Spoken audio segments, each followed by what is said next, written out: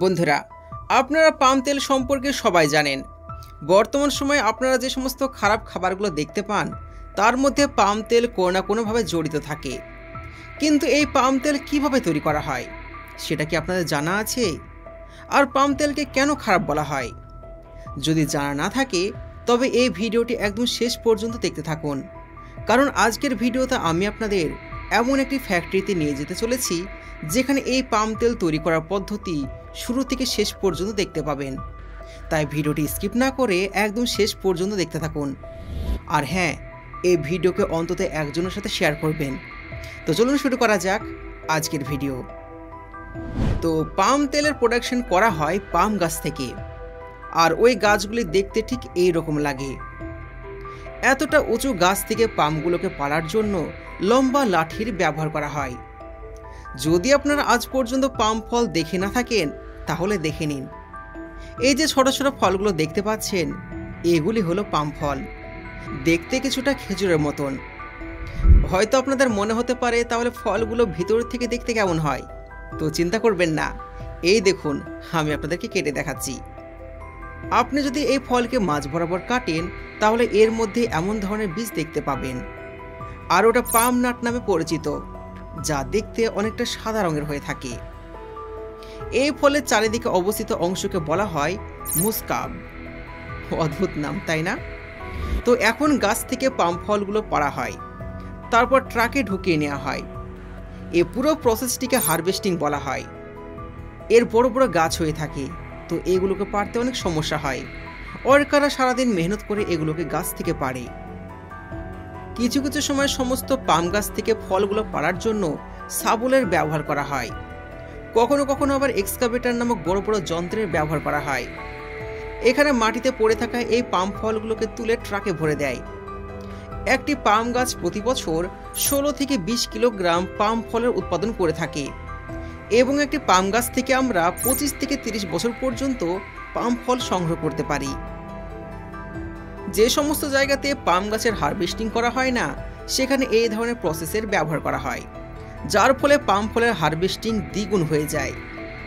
একটি ট্রলির সাহায্য নিয়ে খুবই সহজে পাম ফলগুলোকে গাছ থেকে কেটে নিয়ে এসে ট্রাকে ভরে দেওয়া হয়। তারপর এখান থেকে পাম ফলগুলোকে সরাসরি ফ্যাক্টরিতে নিয়ে চলে আসা হয়। এখানে হয় পাম অয়েলের মূল প্রোডাকশন। পাম অয়েল তেল তৈরি করা ফ্যাক্টরিতে পাম ফলগুলোকে ট্রাকে করে নামিয়ে একটা জেসিপি সহযোগিতায় গুছিয়ে ফ্যাক্টরির ভেতরে নিয়ে আসা হয়। একটি কনভেয়ার বেল্টের উপর বক্স শেপের ঢাঁচা লাগানো থাকে, আর এরই মধ্যে পাম ফলগুলোকে ঢেলে ফ্যাক্টরির মধ্যে নিয়ে আসা হয়। এগুলোকে কনভেয়ার বক্স নামেও জানা যায়। এরপর ধীরে ধীরে এই পাম ফলগুলোকে ফ্যাক্টরির মধ্যে প্রবেশ করানো হয়। এরপর পরবর্তী প্রসেস শুরু করা হয়, যার নাম হলো স্টেরিলাইজেশন। এটা করার জন্য পাম ফলগুলোকে এই ধরনের মেশিনে স্টেরিলাইজ করার জন্য ঢুকিয়ে দেওয়া হয়। এই প্রসেসে পাম ফলগুলোকে হাই প্রেসারে এবং উষ্ণতার সাহায্যে স্টেরিলাইজ করা হয়। এই চেম্বারের ভিতরে তাপমাত্রা থাকে 140 থেকে 150 ডিগ্রি সেলসিয়াস।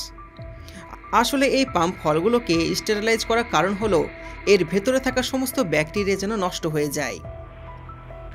এরপর এই পাম ফলের বীজগুলোকে ডিসইনফেকশন প্রসেসের মধ্যে দিয়ে নিয়ে যাওয়া হয়, আর এখানে ফলগুলোকে সেদ্ধ করা হয় এবং এর মধ্যে থাকা মাইক্রো অর্গানিজম এবং ব্যাকটেরিয়াগুলোকে আলাদা করা হয়। একবার যখন সমগ্র ফলগুলো ভালো করে সেদ্ধ হয়ে যায় তখন এগুলোকে এক্সট্র্যাক্টিং প্ল্যান্টে নিয়ে যাওয়া হয়, যেটা করার জন্য এর মধ্যে থাকা কনভেয়ার বেল্ট ব্যবহার করা হয়। এখন আপনারা দেখতেই পাচ্ছেন এই পাম ফলগুলোকে এক্সট্র্যাক্টিং পয়েন্টে নিয়ে যাওয়া হচ্ছে।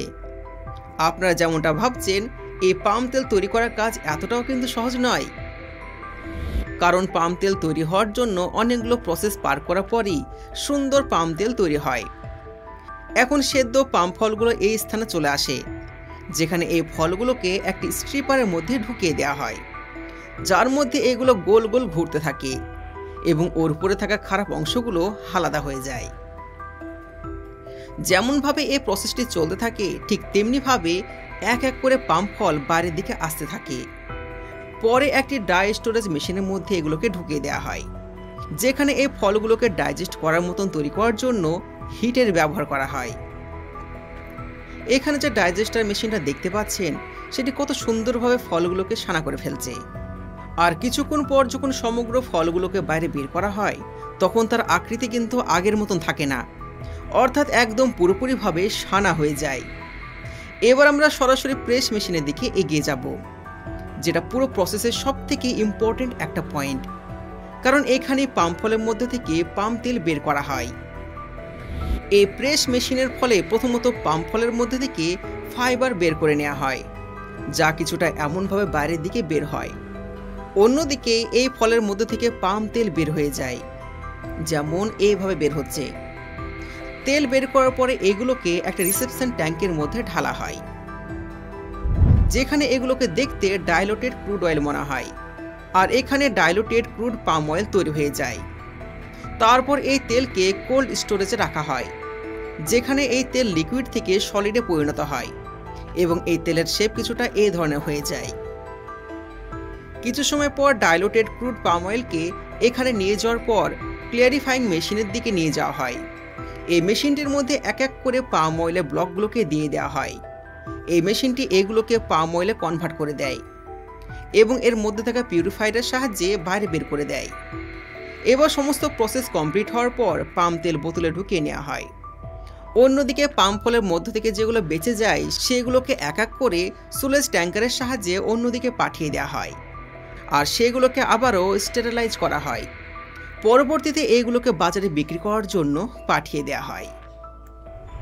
এতক্ষণ আমরা পাম অয়েল কীভাবে তৈরি করা হয় সেই সমগ্র বিষয় জানলাম, কিন্তু চলুন এবার আমরা এমন একটা তেল তৈরি সম্পর্কে জানব যেগুলো বর্তমান সময়ে প্রায় মানুষ নিজের বাড়িতে ব্যবহার করে।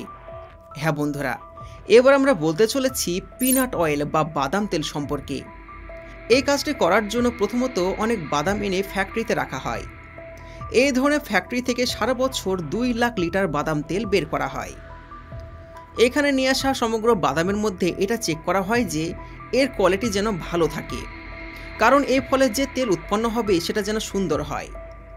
সব প্রথমে বাদামগুলোকে অটোমেটিক থ্রেশার মেশিনে ঢুকিয়ে দেওয়া হয়, যেখানে বাদামের দানা এবং তার খোসাগুলো নিজে নিজে আলাদা হয়ে যায়।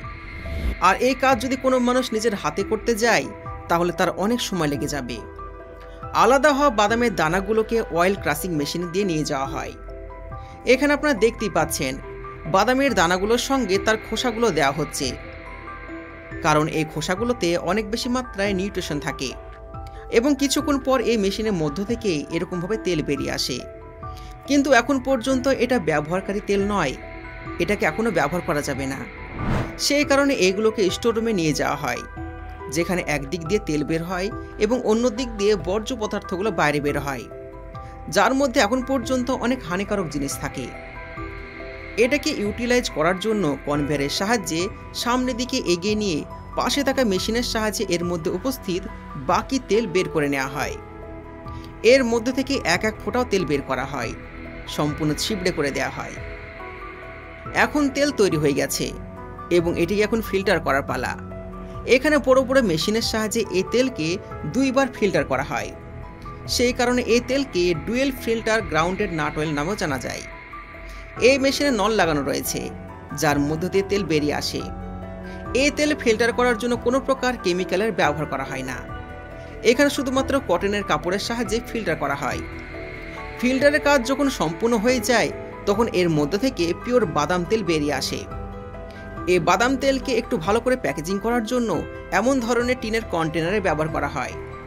এই কন্টেনারের মধ্যে ধীরে সুস্থে বাদাম তেল ভরা হয়, আর এদের কাছে এই প্রকারের অনেক কন্টেনার থাকে, এমনকি 1 লিটারের বোতলও উপস্থিত থাকে, যার মধ্যে তেল পরিপূর্ণ করে বাজারে বিক্রি করতে পাঠানো হয়।